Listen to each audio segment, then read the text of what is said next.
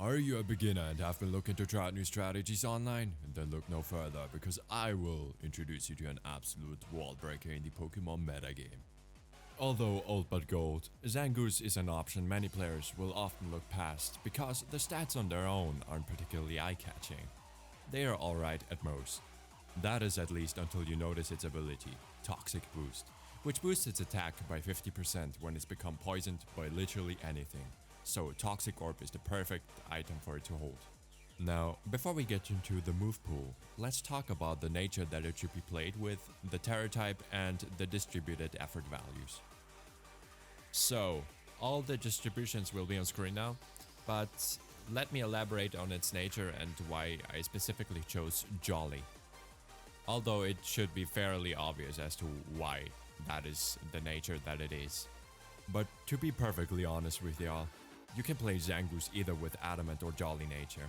I for mine specifically chose Jolly since speed is what it struggles with most against many higher tier Pokemon. Which is why it so desperately needs that 10% boost on its speed stat in order to obliterate the opponent's strongest defense. And lastly, for this section, the perfect Terra typing. You either have the choice to pick a defensive Terra typing or an offensive one. But for Zangoose alone, it wouldn't make much sense to go with a defensive Terra typing, because of its poor defensive stats which I've shown in the beginning. As you've probably guessed, our only real option here is to pick normal, for an extra 50% damage boost, which Zangoose in past generations obviously didn't have access to.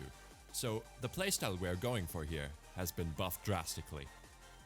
Phew, that was quite the pile of information to take in, huh? Let's not stop here. In this segment, we will hop onto its best possible move pool in Scarlet and Violet. Firstly, and most importantly, our ludicrous damage source, the Facade attack. Facade's base damage of 70 is doubled to 140, because Zangoose is gonna be poisoned almost all of the time, as you got that by now. Zangoose is also one of the few good Pokemon that gain the benefit of having stab on this attack, meaning 50% additional damage, which is a big part of the reason why this Pokemon is so insanely strong in physical firepower. With its ability Toxic Boost active, being poisoned for Facade and double stab due to terrestrialization, this move has a whopping total power of 420.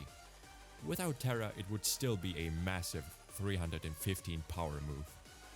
Quick Attack is important yet simple. A priority move on a Pokemon averaging speed is always going to be a good choice.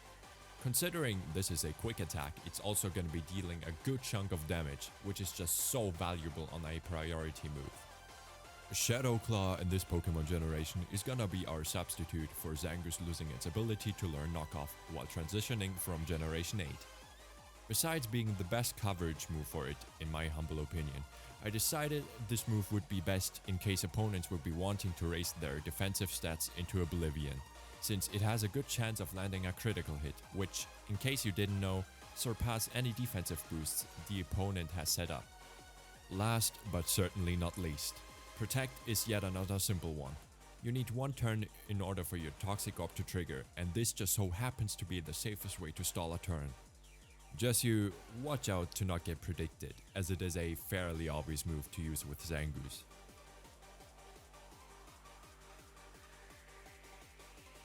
And here we are at the end of the video. So, I know this video is very random and out of the blue, but I just so happened to have the motivation to make such a video, since I was playing quite a bit of Pokemon lately. And yeah, I just wanted to share my hype in form of a video. And since Zangoose was always one of my favorite Pokemon to use online, since it's so much fun to use, I decided to make a video about him. So yeah, I hope you enjoyed and see you in the next one. Happy battling, bye bye!